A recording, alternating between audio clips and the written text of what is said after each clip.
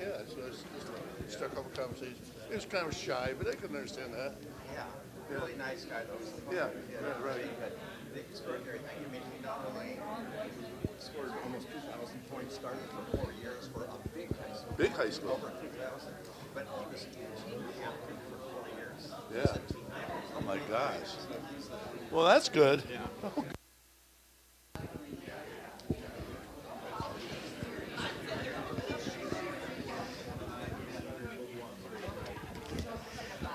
Welcome, y'all.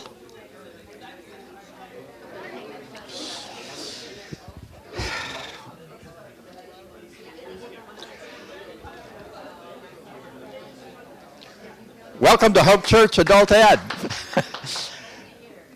Some of us on the Adult Ed Committee have wondered, as we've looked around us, how is God at work in the world today? I mean, speaking for myself, I think, how is it? I pray here every Sunday and every day, your kingdom come, your will be done, and then I see clean energy being destroyed. I see regression to fossil fuels of the past. I read Nicholas Kristof in the New York Times yesterday documenting the hundreds of thousands of people dying or destined to die in Africa because AIDS drugs are no longer there. Food relief is being removed. Tuberculosis drugs are being pulled back because U.S. aid is being submitted to the wood chipper. That's just speaking for myself. You have things in your own life of people who've died tragically and prematurely, or businesses who failed, or it's just like, where is God in all this? How is God, who's all-powerful and all good, acting in the world? Why does this make sense in terms of what we believe? We need an answer to this, and so we invited Steve Hoogerwerf, not to give us the answer, but Steve can tell us what some people that are smarter than any of us in this room have thought when they've tried to wrestle with this issue, and I think that's your agenda this morning. So I'm proud to introduce Steve as a former student of mine. He's a summa cum laude graduate of Hope College. He did a master's in theology and master of divinity from Western Seminary, PhD in Christian ethics from Duke. He's been a Reformed Church pastor. He's been a moderator of the Reformed Church Commissions on Christian Action and on Race, and a member of the Theology Commission since 1992 until his retirement. He was a teaching member of the religion faculty at Hope, where he taught seminars on topics like religion and atrocity, which leads well into our conversation today, on Christian love. And Steve has won, I'm not even going to name all the teaching awards that he's won, but as I look over the list, I think he's won every teaching award from either students or senior class members or faculty colleagues it's possible to win. In fact, I thought, Steve, as I was thinking this morning, if there's a meta award, a teaching award for the most teaching awards ever won, it would go to our own Steve Hoogerwerf, who we're proud to have at Hope Church now, along with Joel and his wife. And then the last thing I thought about is, why was Steve so revered as a teacher? And I think it's partly, as I've known him, because of the clarity of his communication. But it's also, I don't think it's the flamboyance of his presentation so much as the clarity of his presentation and his kindness. And I see just his manner is so kind. And I've seen that expressed on many Saturday mornings at the Old Good Earth, where he'd be there with a half dozen students on a Saturday, gathered around doing, I don't know what you were doing with them, but there's just a caring, kind spirit, and people respond so well to that. So, Steve, we're wondering, how is God at work in the world that we see around us today?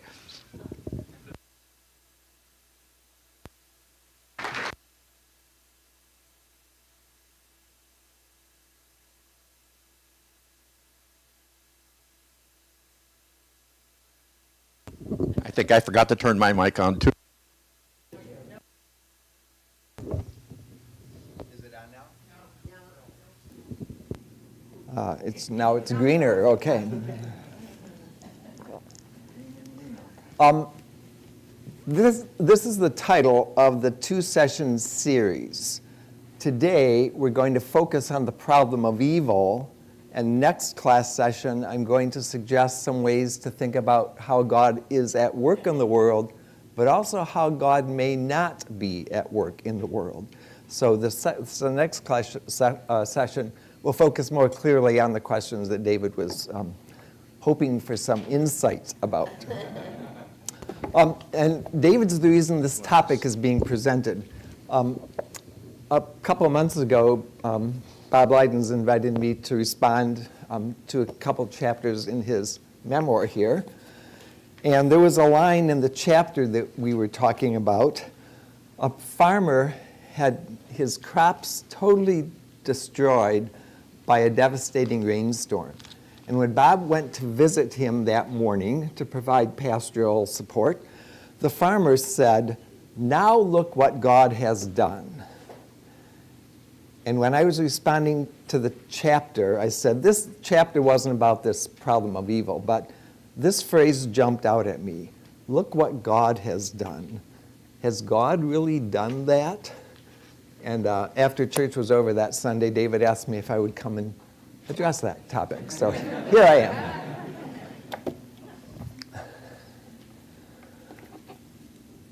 And if you'd all had homework to do and papers to write and then came to class, I wouldn't have had a PowerPoint presentation.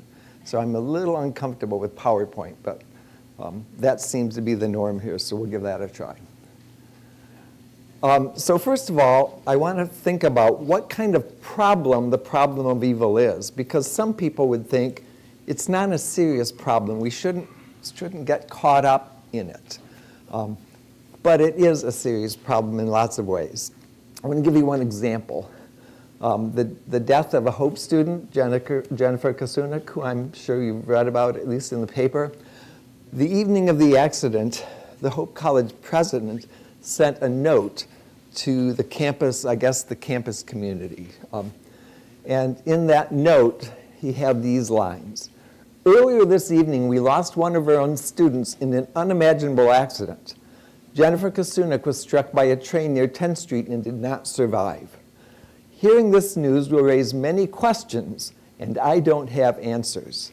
I don't know why God would allow this to happen." When I read that, I wondered, what's this question implying? Right? God allowed it to happen. That suggests that God was in control, that God might have chosen not to allow it to happen. Right? And it also raises the question, what kind of control does God have over accidents, car accidents, right? Lots of accidents where people get killed. Right? Is God allowing it to happen? So when these things happen in real life, and they happen to real witnesses, like I've met with 2 students since then from FYS classes who knew Jennifer and were deeply troubled by this accident. But is this the key question we should be asking? And that's sort of what we'll get at in today's session. So that's one example of the kind of question the problem of evil is. It's a problem that plagues people who believe in a good and all-powerful God who might appear to let really horrible things happen. It's also another kind of problem, more broadly than just an individual accident. We experience things, right, from a distance, perhaps, like poverty, abuse, environmental degradation, injustice, disease, untimely death, and all those other things that David mentioned.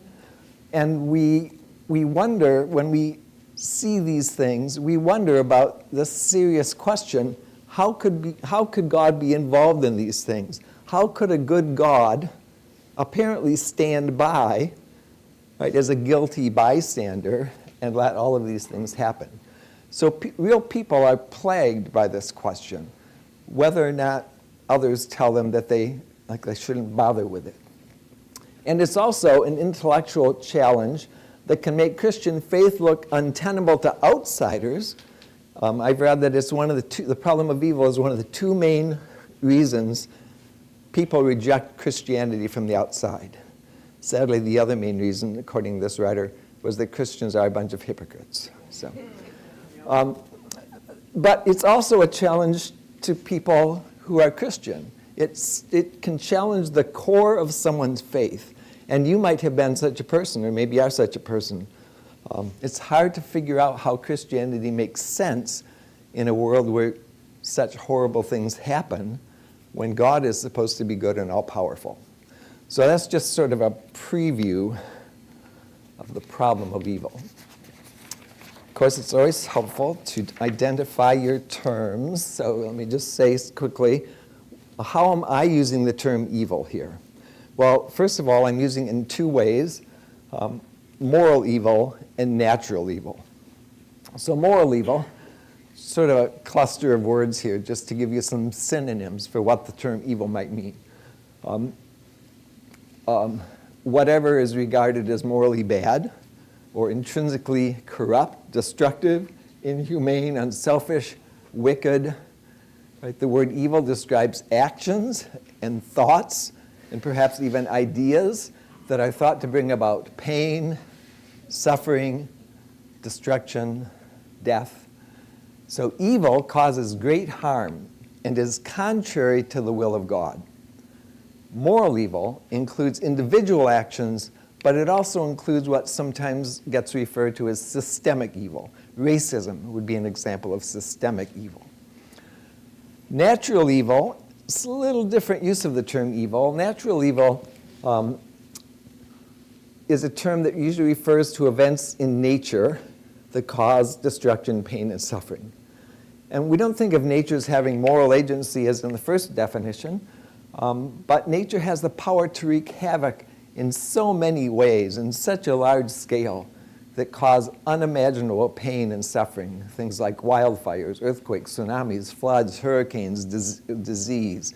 Not just individual disease, but perhaps pandemics that kill thousands of people. So I'm using the term evil a little loosely in this sense, but just to keep in mind, that's what I have in mind when I pose these questions. The problem of evil is usually presented as a logical dilemma. And there are a lot of philosophers going way back who have posed this question. A somewhat more recent philosopher, John Hick, has this version of the problem of evil. If God is perfectly good, God must want to abolish evil. And if God is unlimitedly powerful, God must be able to abolish evil, but evil exists. Therefore, God is either not perfectly good or not unlimitedly powerful. So that's one version of the problem. Simply put, God is good, God's all-powerful, evil exists. And what that means, just to sort of spell out why this is a dilemma, if God could do something about evil but doesn't, then apparently God wants a world like this. Right? Such a God, to many of us, wouldn't appear to be good, at least in a way that would make any meaningful sense. And if God doesn't want so much evil and suffering, but can't do anything about it, then God would appear to be less powerful than we traditionally imagine. So there's a simple way to solve this dilemma, although I don't think you're going to like any of these quick solutions. All you need to do is eliminate one of the propositions. Any one of them.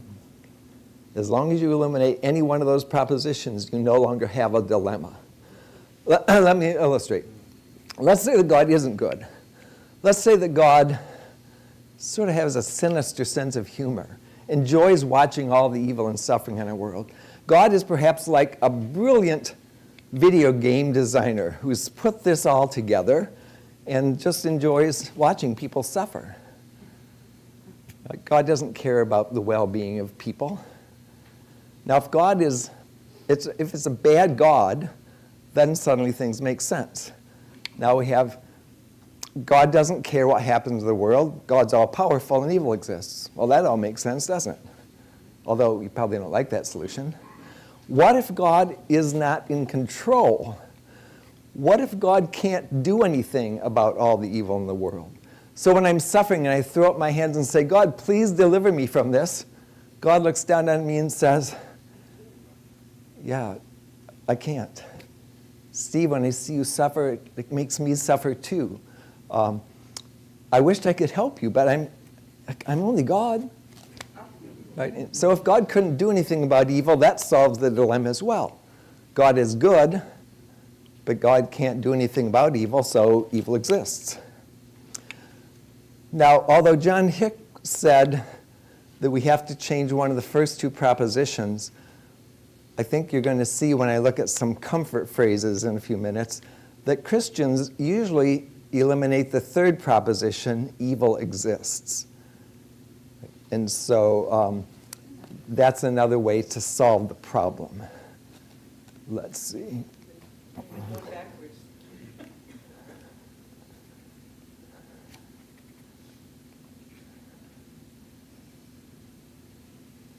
Okay, so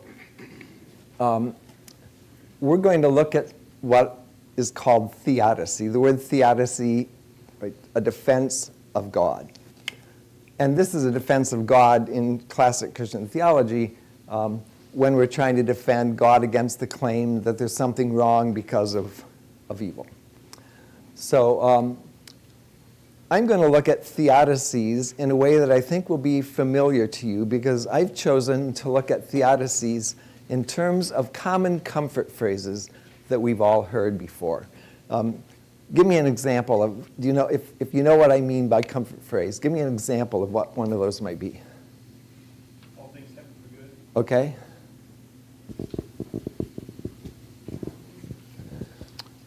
God is good all the time. All the time, God is good. Okay. So there's lots of these. And so, yeah, I'll give you some examples, but everything happens for a reason. Okay, so lots of comfort phrases. So comfort phrases, I think, function as theodicies because there's a theodicy embedded in the comfort phrase. And the person who is saying the comfort phrase doesn't necessarily think about what theodicy is embedded in it. Like, what are you really saying when you say, like, everything happens for a reason? We'll look at that carefully. I'll break down the logic of that. Let's look at some comfort phrases.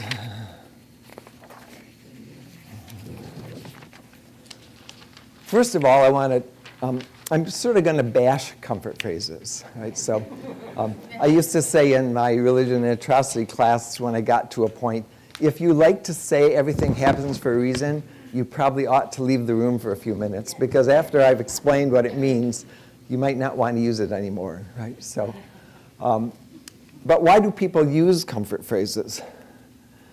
3 reasons. They're usually well-intended. Like, we don't say that to someone who's suffering, right, because we want to make them feel worse. We say it because we want to comfort them. So the phrase I used here is, we use it to touch the heart of someone who's suffering. It's a gift, right, that we intend for someone who's suffering. But I think we also use comfort phrases for a second reason.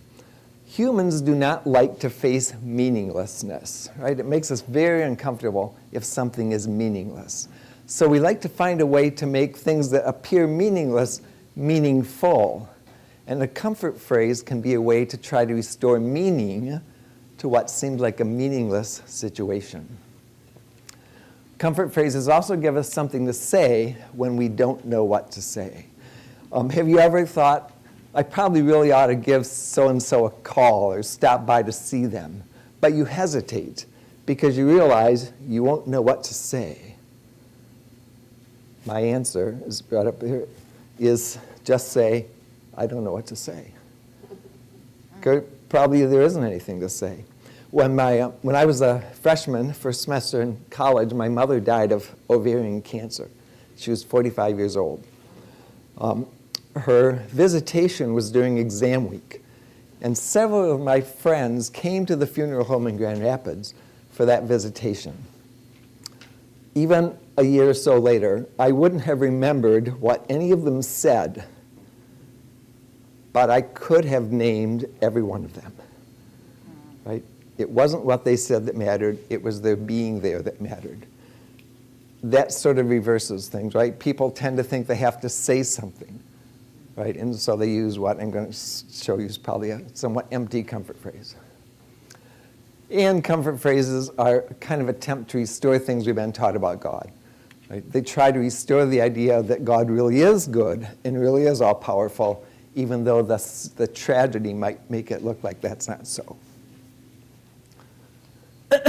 So, an analysis of some of the most common comfort phrases.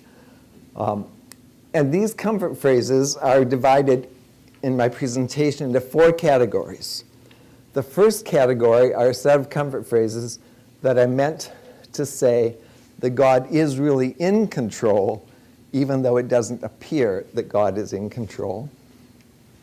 And for some reason, I didn't put those samples in here, so here's some examples. It's all part of God's plan. Everything happens for a reason. It was their time. Right? So God is in control. Now, how does that comfort phrase solve the problem of evil? I'm just going to use everything happens for a reason to illustrate what it's really saying. Did something happen there? Yeah.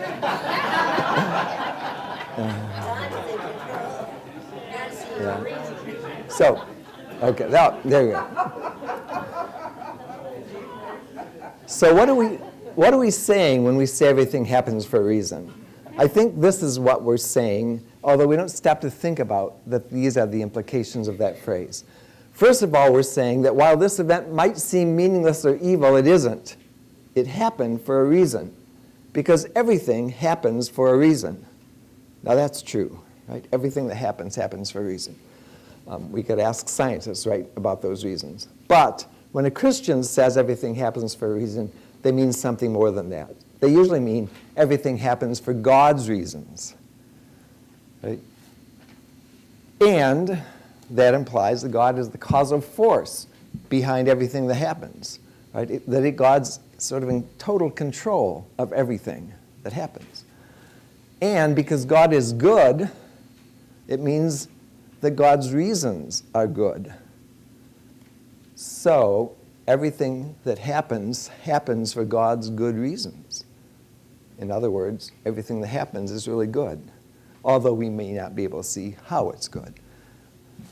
So is that really what we want to say to someone? Whatever happened is good, but you just don't see how? And if it's not, then this phrase really doesn't do much, right? It solves the dilemma because it gets rid of evil exists. Right? It's really just good in disguise. Okay, so there's a second set of comfort phrases. And some of these might look attractive. They say that in the end, suffering will be good for us. And because it's good for us, it was really a good thing.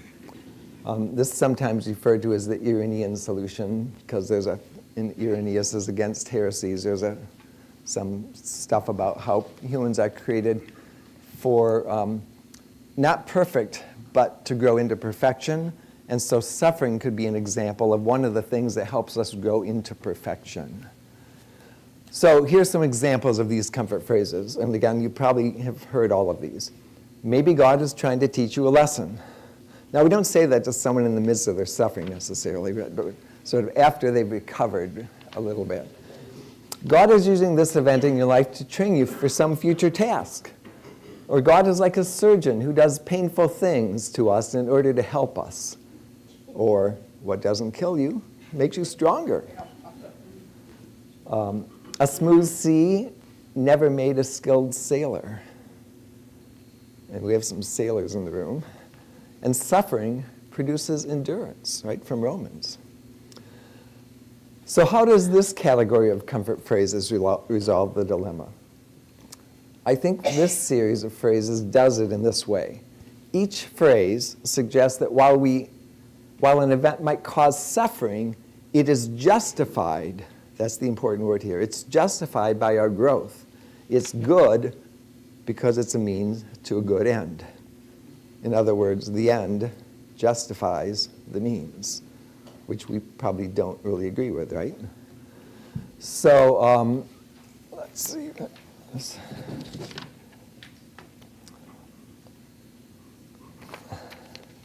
I have a feeling that there's something attractive to some of us about this category of comfort phrases.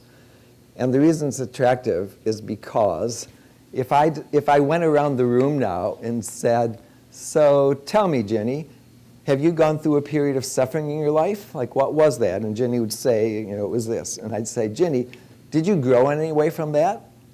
And I think there's a 99% chance that Jenny would be able to tell us how she grew from it. And we could keep going around the room. And everyone who's experienced suffering might see how they grew from it.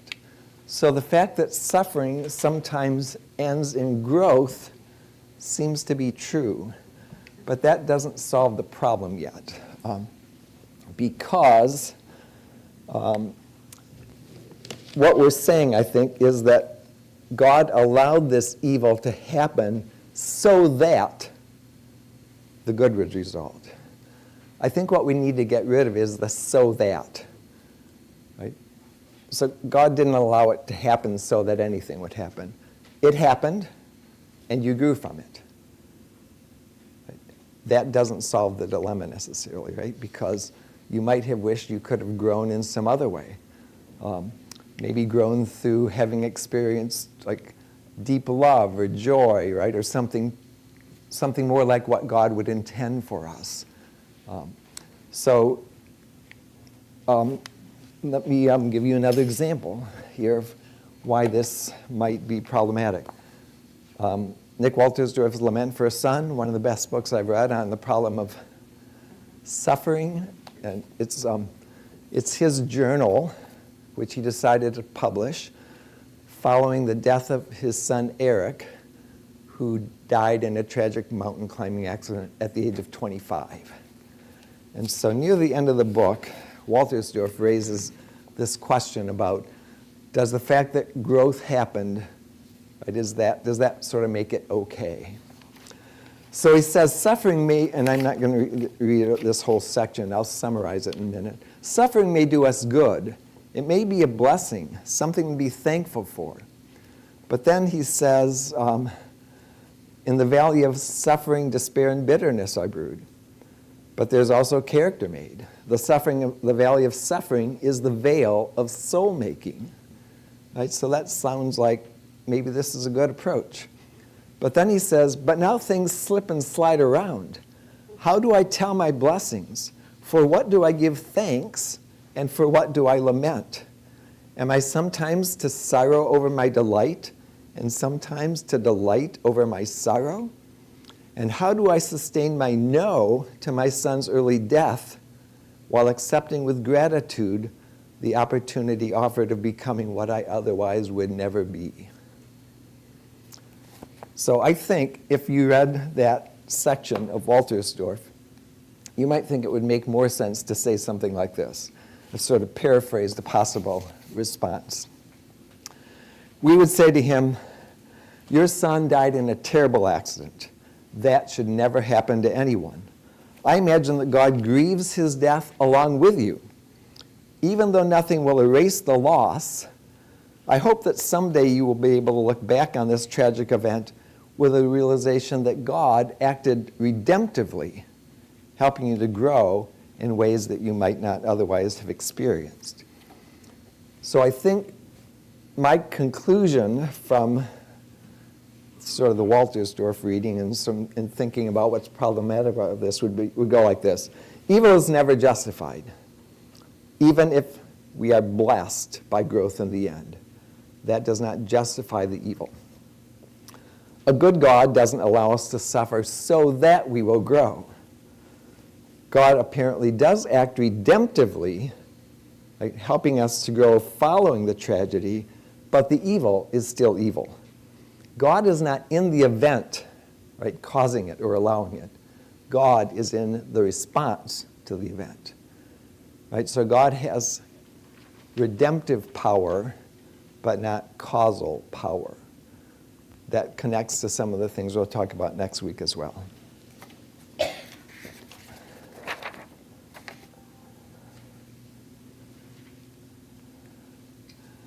Okay, a third set of comfort phrases.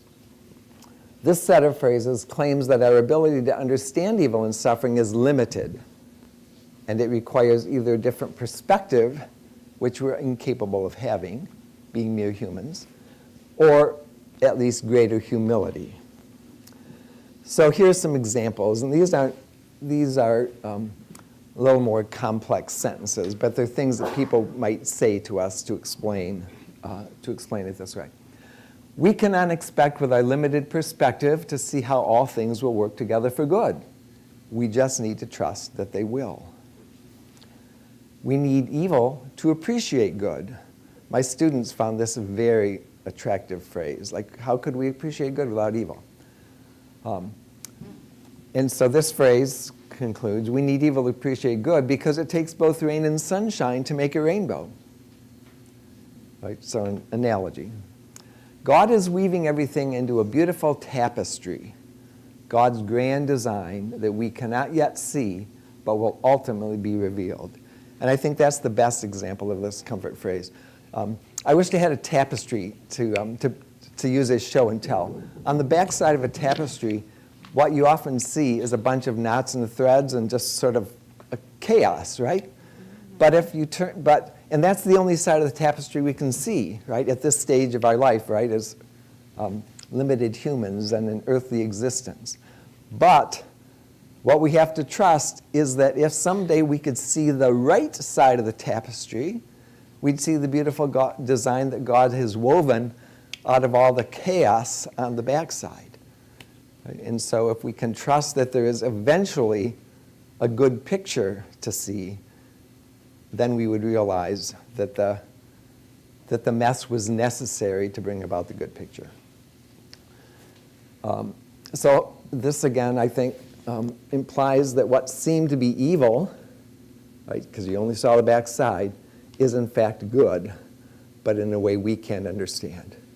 Right? So God is good, God's all-powerful, and evil is only an illusion due to your limited perspective.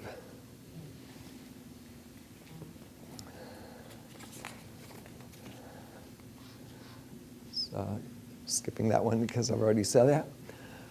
A fourth set of comfort phrases, and this is the final set we'll look at, are expressions of encouragement and optimism in the face of suffering. And these comfort phrases don't directly try to solve the dilemma. But they're problematic. Whatever's meant to be will always work out perfectly. I think someone used an example like that at the beginning. If God brings you to it, God will bring you through it. God is closing a door, but God is also opening a window. A little less theological, if life gives you lemons, make lemonade. Yeah. God never gives us more than we can handle, which is a way of saying, you'll get through this. And life is 100% what happens to you and 90% how you react to it, which really rubs me the wrong way. I think, like the Holocaust, it's 90% of what happened to you. Oh, yeah. So, how does this category of comfort phrases resolve the dilemma? It really doesn't resolve the dilemma. It sets the dilemma aside. And next week, I'm also going to suggest that we might need to set the dilemma aside. It sets the dilemma aside in favor of offering words of encouragement. You'll get through this. And often that's true, right? If you've gone through suffering, right, in some way you've gotten through it.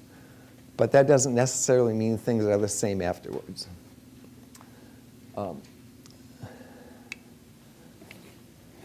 But I have this on. Okay, but here's a critique of that way of thinking. Even though it's not an attempt to solve the dilemma, I think it recreates the dilemma in some ways. For example, if God brings you to it, right, God will bring you through it. If God brings you to it, the implication is that God is the one to blame for the suffering that you now have to get through. Like, did God bring you to it? Maybe God only helps bring you through it. God never gives us more than we can handle. Same problem. It clearly says that God is the one who's giving us the suffering because God knows we can handle it. But of course, not everyone handles suffering, right? Some people lose their faith.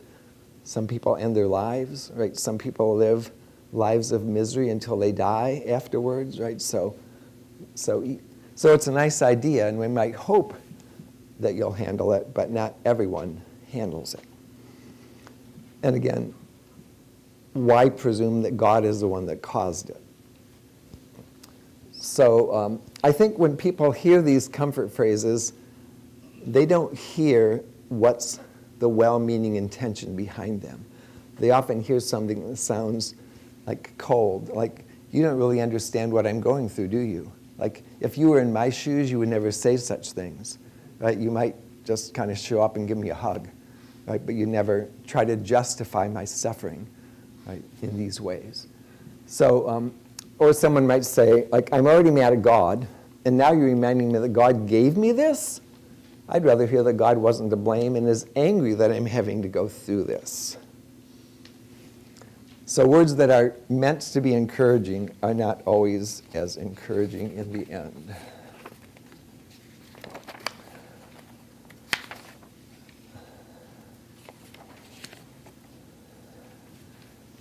Okay, just one, I'm going to leave a lot of time for conversation because I think there'll be a lot of questions. And the conversation is usually more educational than the PowerPoint. But first, so to conclude, here's some general critiques of comfort phrases and reasons not to use them and a suggested alternative. So it seems to me a more honest and defensible response might be, evil and suffering is a mystery we cannot explain away. I think that's very defensible. It's a mystery. We just can't explain it. The dilemma is there. There's really, the only way to get rid of it is to deny something that we want to believe. So maybe it's just a mystery. And if it is a mystery, you can't then use a comfort phrase, because the comfort phrase tries to explain it so that it is no longer a mystery, right? If it's a mystery, you just have to kind of stop talking at that point.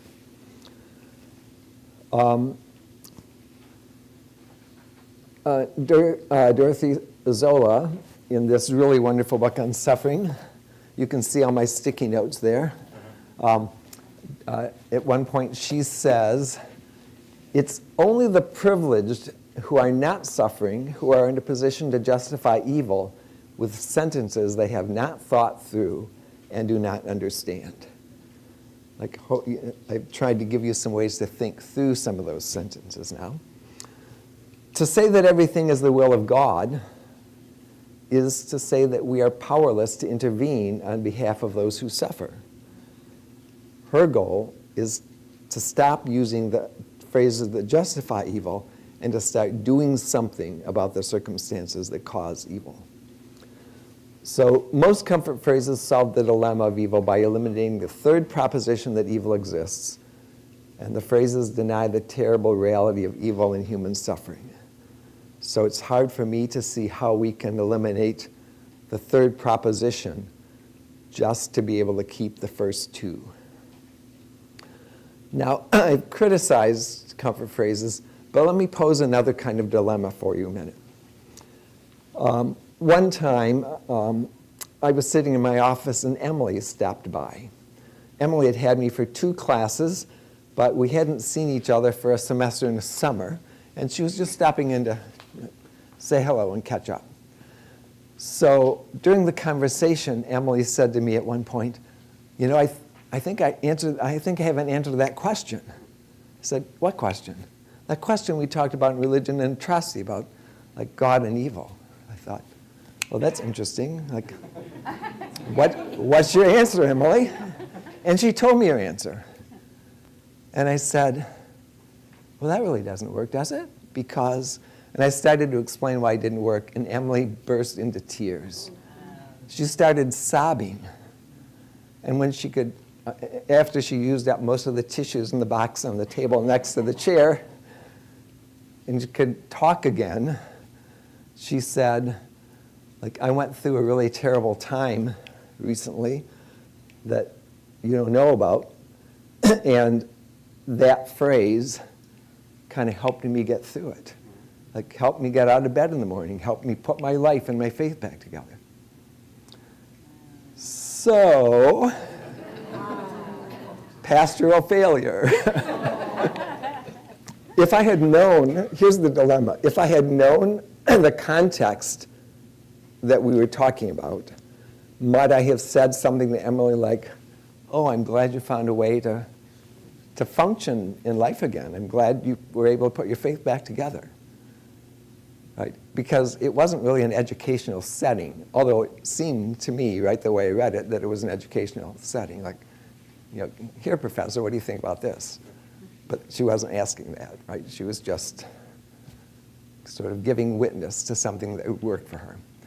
So, although I've kind of bashed comfort phrases, right, what if I find myself in a situation where a comfort phrase made a difference to someone, and you might be such someone, right? Some comfort phrase like this maybe helped you get through something. Maybe there's a positive side to comfort phrases, even though there's a negative side to comfort phrases. So when I teach, I always like to sort of problematicize everything. So that's an example. Okay, I think that's probably all I need to say for now. I do have some, I'll just put these up. Some questions. If there was no conversation, I could ask you some questions, but I don't think we'll need to. We won't need to use those unless you want to use them to frame a question or a comment. Questions or comments. You can disagree with anything I've said. That would really be helpful. This is not so much about comfort phrases as meaning finding in suffering. Mm-hmm. And I'm wondering, many times over my life and career, I've heard our Roman Catholic brothers and sisters go to the place of human suffering, their suffering, and say, this causes me to have solidarity with Jesus, or solidarity with those that suffer from famine, disease, etc. And it seems to be a Catholic theology about identified suffering. Mm-hmm. And gives them a sense of I'm suffering now, but it's only solidarity with our Lord that makes this meaningful. Mm-hmm. And so that's it's not exactly a theodicy question, but would you comment on that? Well, I think, it's probably not a theodicy exactly, because it's not defending God, it's explaining something. But what it's explaining is one of the things that I mentioned that comfort phrases sometimes do for people. In the face of meaninglessness, we often need to find meaning. And finding solidarity with other people in the Christian community, or finding solidarity with Christ, is a way to restore meaning in a meaningless situation. So no immediate critique of that comes to mind. It's our tradition for me to remind you that we are live streaming and recording. Hi, Tim. Steve, here's a theological question prompted by one word which you used several times in your talk. This past week, I happened to see a video of a seal that was being chased by killer whales. And this thing had just done everything it could to escape. Finally, it jumped up on a floe of ice.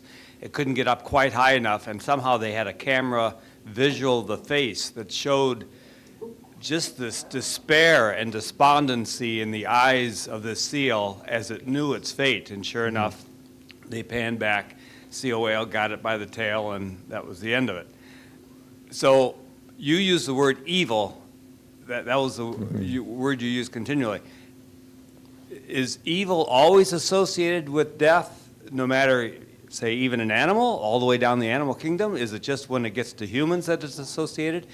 Or is it even evil at all over against just misfortune or something we don't want to have happen to us? Why is that word used? That word probably doesn't apply to all of the kinds of cases you're talking about. When we look at the question, how is God at work in the world, one common conclusion that more recent theologians are taking is that God's work in the world was primarily, this is previewing next session, primarily to create a world that worked pretty much on its own through natural processes, right? And so the animal kingdom would be an example of that natural process. So because things have to kill things to live, like some of us kill things, right, so we can eat. Is that evil? Right? And so then there's a range of, maybe it is when we do it because we don't have to, but maybe it's not evil when an animal has to kill an animal to live.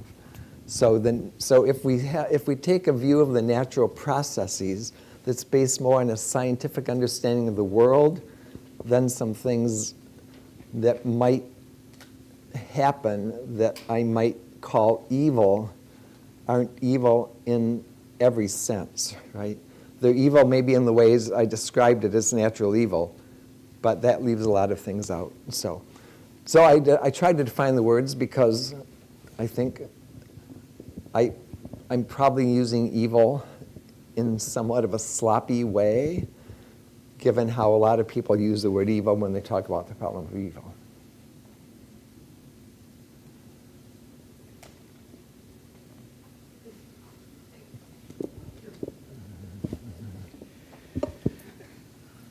The phrase, all things work together for good, has been important to me. I've understood that not to say that all things are good, but that out of evil, good can come, as you've noted. Yeah. And that's embodied in the concept of what's called post-traumatic growth. People can experience terrible traumas and yet grow from that. Holocaust survivors are an example. The research on them shows that they actually have lived very resilient, remarkably healthy lives. Or I think of my own experience of a disability. Without my hearing technology, I am deaf. I cannot hear the sound of my own voice. I wish it were otherwise, and yet it has in some ways enabled me to find meaning and make a contribution, so out of it some good has come. All things work together for good. Not all things are good, but good can come out of most and even awful things. Are people responding to David or asking new questions? Okay, well, Kathy can respond in a minute, and then I can respond too. I guess my question would be, it's okay to maybe say that to yourself, but to say that to someone else, you have no idea really where they're coming from, right, Dave? Yeah, and so that was one thing I was going to ask about. Like, I was looking at your comfort phrases like rough seas make a good sailor, or whatever. Rough sea, yeah. Rough seas make good sailors. Okay, if I said that to myself, that might be helpful. Yeah. If I say that to someone else, that is callous and uncalled for. You know, just shut up. You know, just keep your mouth shut. And there are things like that I say to myself, I don't want to use that curse word, starts with an S, happens. And that's where I've come to in my life. It's like... Bad things happen. Right. And what makes me special, where I say, why did this happen to me? You know, and you look around and worse things are happening to people. You know, and that helps me through, too. So to go back to David's comment, I would say there's truth, right, in the fact that some bad things lead to good for some people. Right? Not all bad things lead to good for all people. Right? So I think we can apply it narrowly to ourselves, and we can see it often in others as well. Right? Because people do often grow from suffering. But when it's used to justify the suffering, that's, I think, especially the problem.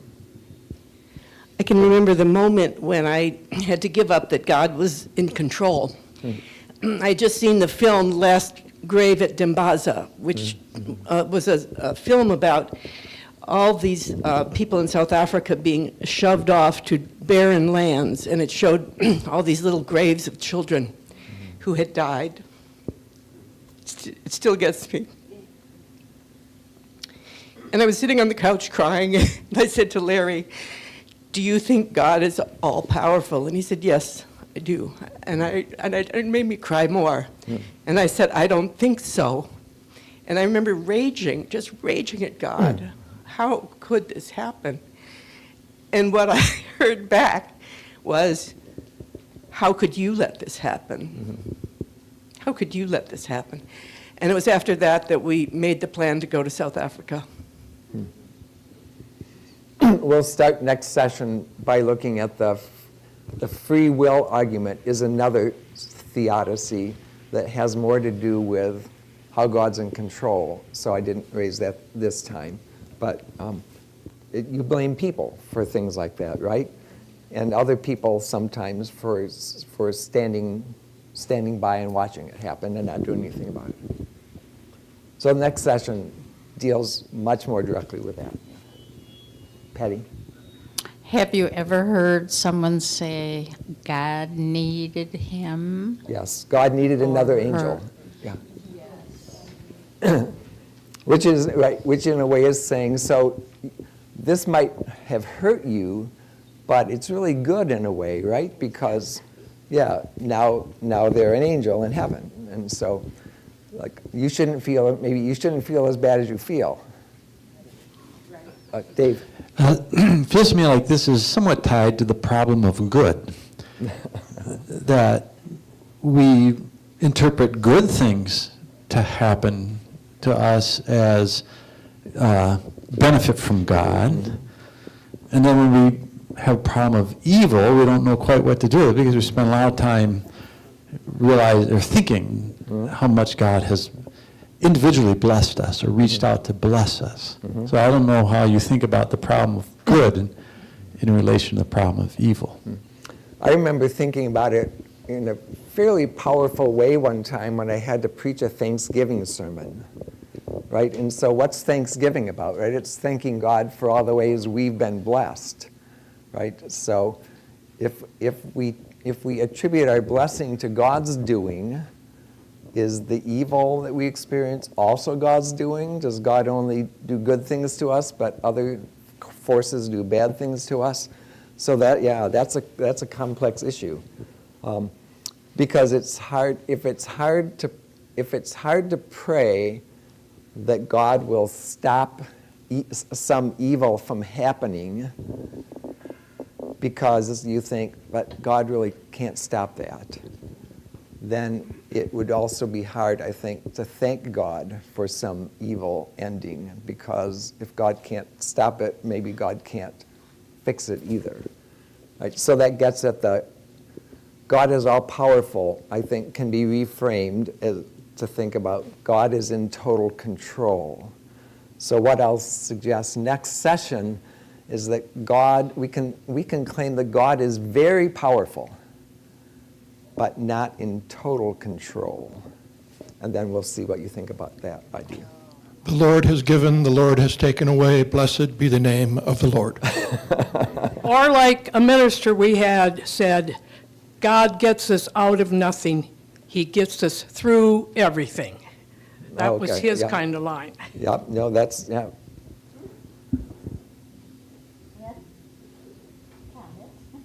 Oh, yeah, Dawn over here.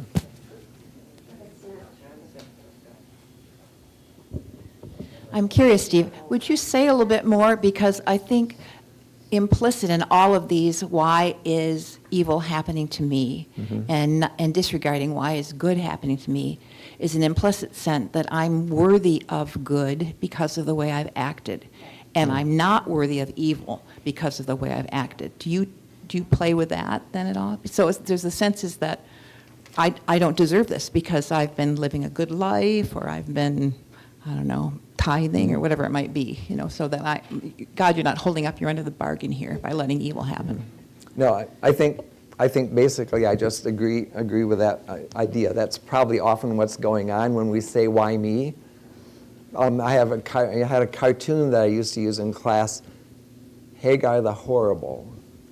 And Haggai was looking up to God and saying, why me? And God was answering in the next frame, why not? So, yeah. Steve, this is one I learned from Kay Hubbard. It is what it is.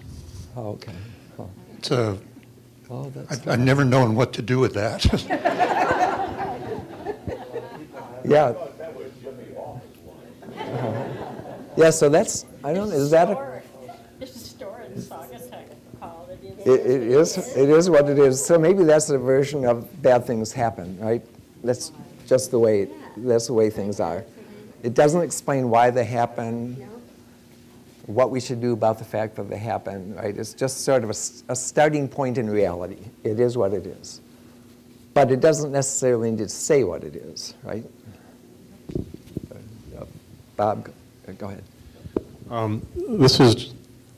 This is more comment than question, but it probably opens up things. I have a very vivid memory going back to seminary. A historical theologian suggested that virtually every religious tradition over the course of human history has derived from the issues of theodicy, which is to say that all the different pictures of what we call God are pictures that vary enormously, whether it's from the multiple pictures of God that we have within what we call Christianity or Islam, Judaism, that the pictures of God derive from this question. I'll stop there because that kind of opens up all kinds of other things. But Okay. I don't really have you said it, so I don't have anything to add to that. As you know, I often get annoyed when, mostly on the news, there's an accident and somebody says, "Oh, I survived, and I'm so thankful that God allowed me to survive." Hundreds of people are dead, but I survived. I have a really big problem with that phrase.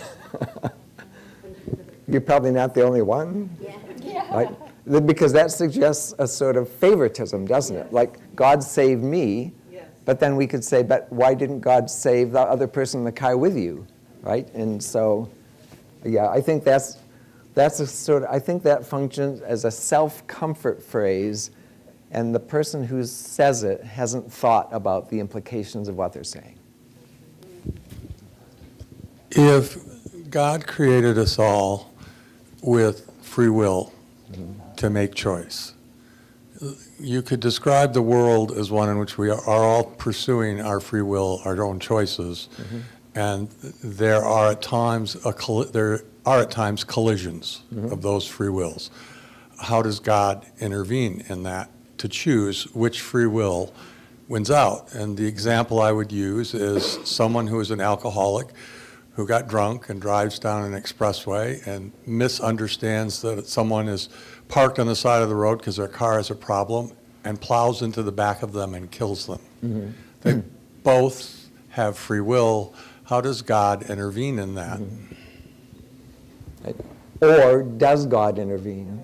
Right? Is God watching that and saying, like we would, oh no? Gerald Sitzer, in his book, A Grace Disguised, which is on the reading list, Gerald Sitzer's family was coming home from some event, and a drunk driver crossed the median and had hit their car head on. And his mother, his wife, and his daughter, 3 generations, were all killed in that accident. And so, so it happened, right? Somebody did the wrong thing. My thought is if God's watching that and thinking, what shall I do about that, right? God would have the car miss his vehicle and they'd go on home. So I'm not sure God's involved in who gets hurt in car accidents.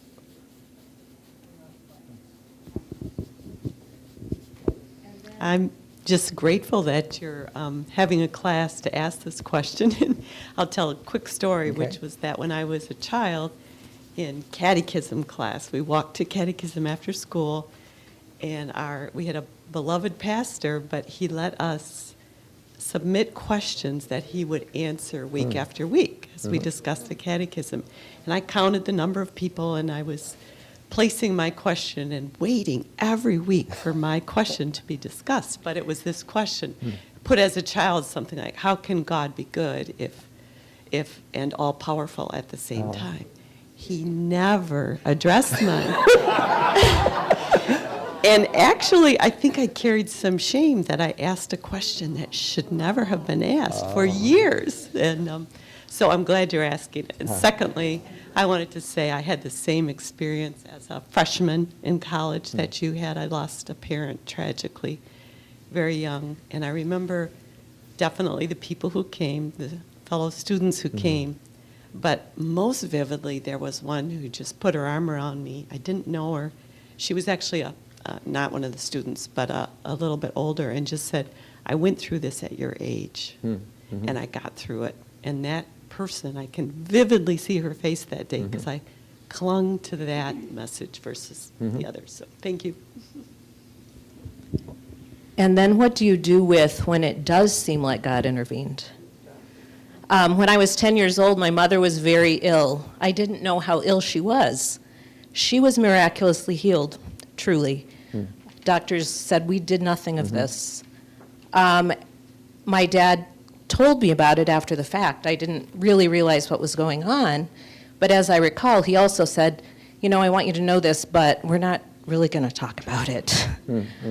Because I assume it was because they thought people wouldn't believe us or it would be problematic, or I'm not really sure why. But there are those moments, right, when it does seem like God intervened. So what do we do with that? Was it luck? Yeah. It didn't seem to be in this case.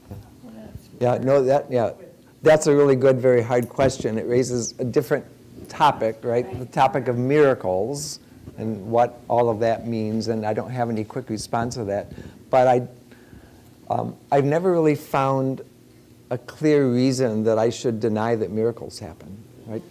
So, but you're right that it doesn't quite fit with some of this, especially how is God at work in the world, right? Just if God, because the problem, the reason that causes a problem of evil question is if God intervenes in the world to help some people, why doesn't God intervene to help other people, right? Is God sort of saying, your life is worth more than so-and-so's life, right? So, but, hundreds of people were praying for my mother's healing, right? And she just got worse and worse and worse. One time I was in the waiting room at a hospital with someone who had cancer, and someone came out rejoicing that God had healed them or healed whoever they were with. And I thought, wow, you shouldn't have said that out loud because most of these other people here are not being healed. Right? So yeah, there are a lot of theological dilemmas and quandaries in the Christian faith that are hard to figure out. We have time for another question? Yes, it's Yeah. more of a conundrum or observation, I guess. Americans seem to be uniquely interested in how to assign blame. Other countries, I don't think, my limited experience, not to the same extent. I mean, there is more of the, well, stuff happens, and kind of acceptance in that way. But Americans just have to know who caused this accident, what are we going to do to that person or do about the situation, and we can't just let it go and say, I'm sorry, this is really bad. Yeah, I fully agree with that. Anytime there's a plane crash, I'm thinking, how soon are they going to announce the investigation to figure out who's to blame, right? It usually doesn't take long at all. I think that's because we don't want a plane crash to be a meaningless event. We want to find some explanation to restore meaning to what would otherwise be a meaningless event. So it's not necessarily a sort of an ill-founded effort, but it's certainly almost always the case. Thank you. Thank you. And you've given a bit of an introduction to next week as well. So I hope you all come back to ask your additional questions and comments next week. As some of you know, today's Selection Sunday, so I just want to know if my team wins, is that good? It probably means your team is the better team, right? They practice harder, they have better players, right? So, yeah. And less injuries? Yeah, right. But does God care if your team wins? Oh, I'm sure. Because I want to keep the trophy on my mantle. Oh, thank you very much. Do come back next week. I do want to remind you of the announcement that on March 30th, for your information, when Frontera de Gracia with RCA missionary Angel Lopez, and also Maggie from the Lighthouse Immigrant Advocates will be here. We will not live stream due to the information. We will not live stream, and we will not record that session. So just for your information, plan on that for March 30th. And thank you.